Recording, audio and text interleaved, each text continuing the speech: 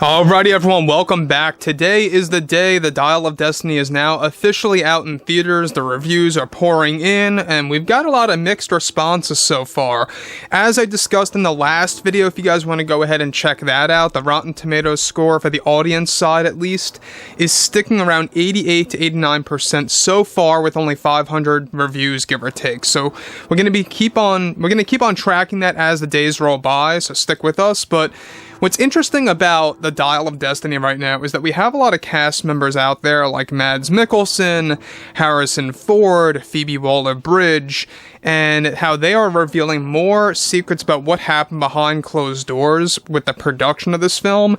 And the latest involves Harrison Ford dropping bombshell news related to Indy 5. Let's get into it.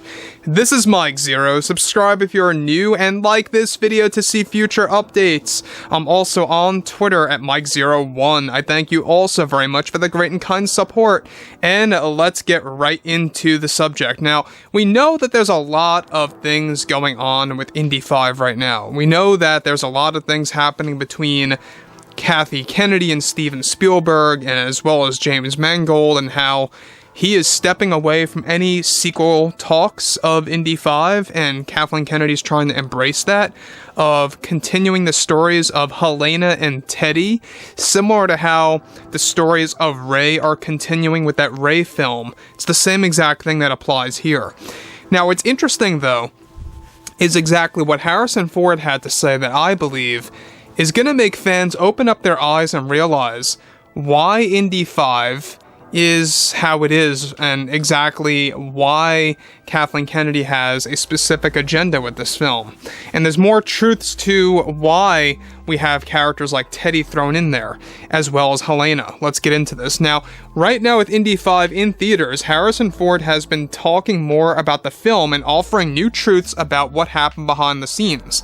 Ford recently dropped bombshell news related to Indy 5 by stating the following. Well, when I spoke to Kathleen Kennedy about this film, the first thing she said to me was that she wanted this film to be almost like a reincarnated version of Temple of Doom. She wanted Teddy to be the new version of Shorty, that almost rhymes in a way, Teddy, Shorty, and she wanted Helena to be the new take on Willie Scott. She also wanted this film to be more humorous, much like Temple of Doom.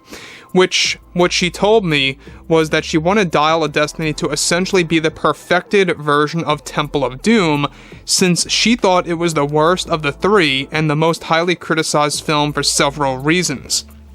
This is why she, in the end, did not want Shorty by Ke Huy Quan to return in the long run, because Teddy was essentially going to be a new take on that character. She didn't want him to overshine that role.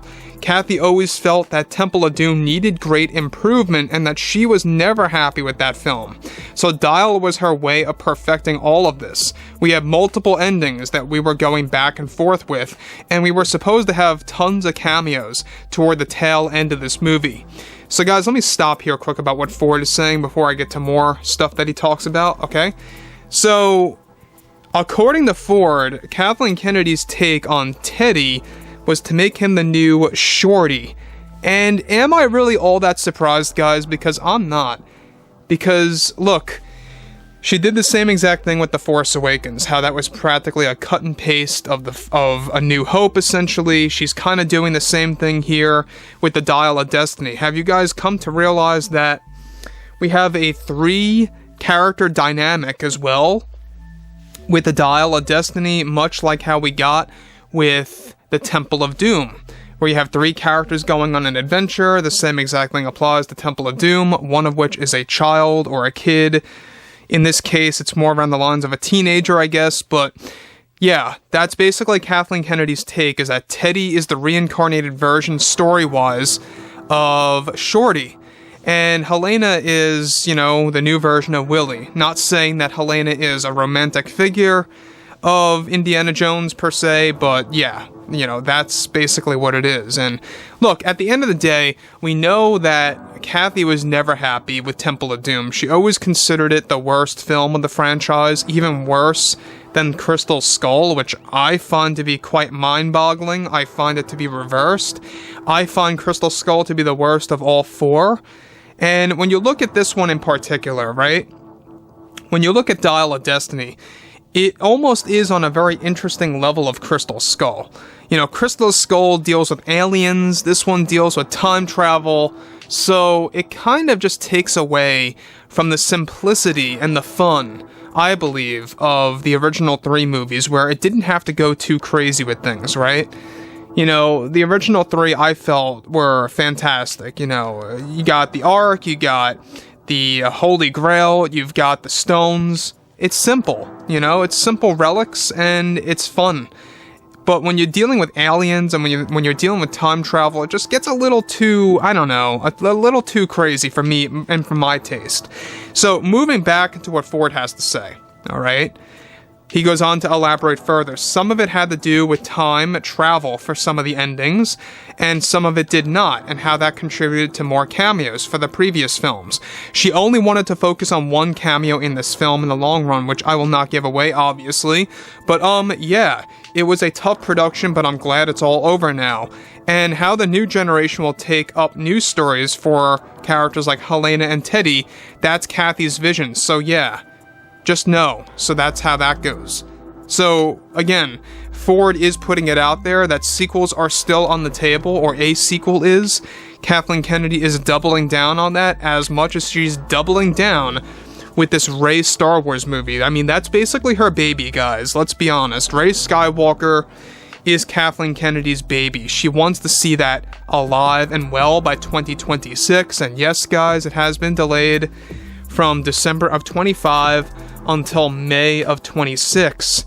So we still got a ways to go until that Rey movie. Anything can happen in between. I would not be too surprised if it hits a snag and gets canceled, but we'll have to wait and see. Filming is supposed to happen by April of next year, just to be honest. Now, what's interesting though is that Ford does confirm that there were multiple endings planned, and some of which were going to deal with time travel that was going to introduce other cameos of the past movies. So was it possible, perhaps, that we could have seen Shia LaBeouf as Mutt, and, you know, as Indiana Jones' son before he was killed off? Who knows? And by the way, not a big spoiler there, but yeah, Mutt is dead. He died in Vietnam. That's a confirmed thing for Indiana Jones, The Dial of Destiny. Not a big surprise after all. You know, this is typical Kathleen Kennedy, killing off characters that don't need to be killed off necessarily. They could have just easily said that maybe Mutt is off somewhere in a different country serving the army. They could have just done something as simple as that, but no, they had to kill him off, because that's what Kathleen Kennedy likes to do. She killed off Harrison Ford's Han Solo by the son himself, Kylo Ren, aka Ben Solo. It's nothing new here. So, anyways, what's interesting about this further, though, is the fact that Harrison Ford does put it out there that Kathy Kennedy really used the Dial of Destiny to perfect the flaws of Temple of Doom in her eyes. Anyways, guys, drop a comment below, fill me in below what you all have to say about this, and if you guys did enjoy the content for today, make sure to drop a thumbs up on this video to support the channel, and I will catch you guys next time.